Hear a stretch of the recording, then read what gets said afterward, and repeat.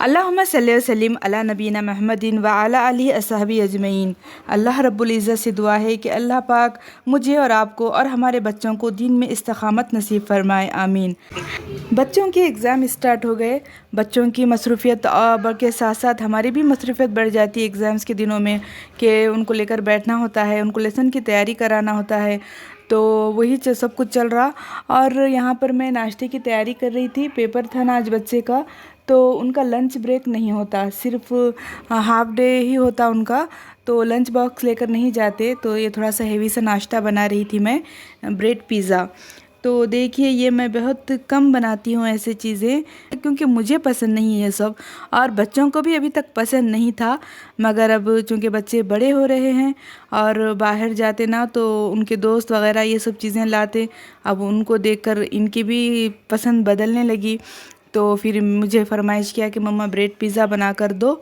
तो मैं उसकी ये तैयारी कर रही थी। पिज़्ज़ा ब्रेड बनाना बहुत आसान है, इससे ज़्यादा कुछ नहीं लगेगा कि आपको सिर्फ ब्रेड के स्लाइसेस चाहिए और पिज़्ज़ा टॉप, मेयोनीज़, टमाटर और प्याज के पतले पतले स्लाइसेस कट कर लें।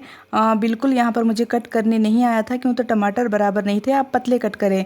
और लगता है हमारा मोज़रेला चीज़, उसमें मैं केचप मिक्स की थी, आप चाहें तो डालें वरना नहीं। मोज़रेला मैंने यहाँ पर डाली थी। फिर इनको अच्छी तरीके से रख कर सेट करके एक पैन में ढक करके रख दें, बिल्कुल स्लो फ्लेम पर। जब उसका नीचे का बेस अच्छी तरीके से गर्म हो जाएगा स्लाइस का, तो ऊपर का जो हमारा मोज़रेला है वो मेल्ट हो जाएगा और बन जाएगा हमारा बेहतरीन पिज़्ज़ा ब्रेड। एग्ज़ाम देकर जब बेटे घर आए हमारे, तो अच्छा खासा बुखार चढ़ गया था, क्योंकि तो सुबह में ही था उनको हल्का सा ज़ुकाम, मगर बहुत ज़्यादा हो गया था और बुखार भी आ गई थी। तो मैं उनको लेकर गई थी क्लिनिक को। और मैं ऐसी क्लिनिक सेलेक्ट करती हूँ कि जहाँ पर बहुत ज़्यादा पेशेंट ना हो, बारी का अपने इंतज़ार करने के लिए एक एक दो दो घंटे बैठना ना पड़े। तो ये छोटा सा क्लिनिक है, तो वहाँ पर मैं अपने बेटे को लेकर गई थी। उसको बता कर लेकर आई। ऐसी मसरूफ़ियत निकल जाती ना। मुझे एक अच्छा सा वीडियो बनाना था आप लोगों के लिए, कुछ रेसिपी, मगर एग्ज़ाम्स बच्चों के और ये बच्चे दोनों भी बीमार हो गए, तो फिर वो मैं नहीं कर पाई। हमारे बच्चे ना बिल्कुल परहेज़ करते, अगर डॉक्टर ने कह दिया तो। अब यहाँ पर उन्होंने पूछा, डॉक्टर साहब मुझे कोई परहेज़ की ज़रूरत है? तो डॉक्टर साहब ने कहा कि नहीं। तो अब जैसे ही हम बाहर निकले, उनकी नज़र पड़ी मिर्ची भजिए जहाँ पर गरम गरम तले जा रहे थे। तो बोले, मम्मा डॉक्टर साहब परहेज़ नहीं बोले, चलो मिर्ची भजिए ले लो। तो उनकी फरमाइश पर मैं मिर्ची भजिए भी ले ली। तो बच्चे हमारे अब बड़े हो रहे, हम कितना भी रोको कि तबीयत ख़राब है बेटे मत खाओ, बिल्कुल नहीं मानेंगे कि नहीं मम्मा डॉक्टर साहब बोल दिए कि तबीयत अच्छी है, खा सकते, चलो अब हम आपको दिलाओ। तो फिर मैं उनके लिए यहाँ पर मिर्ची भजिए ले ली थी, जो कि अच्छे थे, अच्छी तेल में तले हुए थे ये। तो ज़्यादा कुछ बच्चों को तकलीफ़ नहीं हुई गले में खांसी वगैरह। अब आते हैं अहम बात की तरफ। मैं अपने पिछले वीडियो में बताई थी कि मैं आपको ज़रूर बताऊंगी कि मैं अपने वीडियो की एडिटिंग किस ऐप से करती हूँ। तो देखिए बहुत सारे ऐप हैं, जैसे इनशॉट और काइन मास्टर वगैरह, तो मैं वो यूज़ नहीं करती। मैं यूकट ऐप यूज़ करती हूँ। ये बहुत आसान ऐप है। अगर आपका नेट ऑफ भी है तो ये अपलोड हो जाएगा, यानी कि डाउनलोड हो जाएगा, सेव हो जाएगा आपके फ़ाइल में।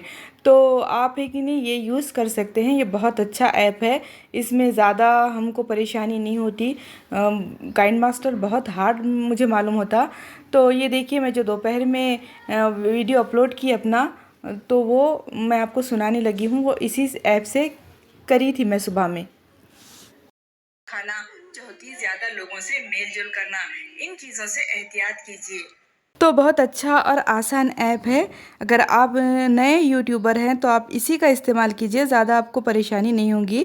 हमारी एक बहन है न्यू सब्सक्राइबर, हुनैना वाइस, शायद यही नाम था, उन्होंने मुझे कमेंट किया था कि आप मुझे बताइए कि आप कौन से ऐप से अपने वीडियो की एडिटिंग करती है। तो ये ख़ास मैं उन्हीं के लिए बनाई हूँ, क्योंकि सिर्फ एक कमेंट आया था इसकी फरमाइश का। तो हुनैना आप ये यूज़ कीजिए। आप इस ऐप से है ना 2-3 दफ़ा वीडियोस बनाइए, इसके हर फंक्शन का उन वीडियो में इस्तेमाल कीजिए, अपलोड मत कीजिए, सिर्फ प्रैक्टिस के लिए। 8 दिन तक अगर लगातार करते रहोगी तो आपको ये हैंडल हो जाएगा। बहुत आसान है इंशाल्लाह। तो आप लोगों को इस ताल्लुक़ से और कुछ पूछना है तो मुझे ज़रूर कमेंट कीजिए, मैं आपको ज़रूर बताऊंगी। इंशाल्लाह फिर मुलाकात होगी एक नए वीडियो के साथ। खूब दुआ करते रहिए और मुझे भी अपनी दुआओं में शरीक कीजिए। ईमान की सलामती की दुआ कीजिए, क्यों तो ईमान है तो सब कुछ है, ईमान नहीं तो कुछ भी नहीं। अल्लाह हाफिज़।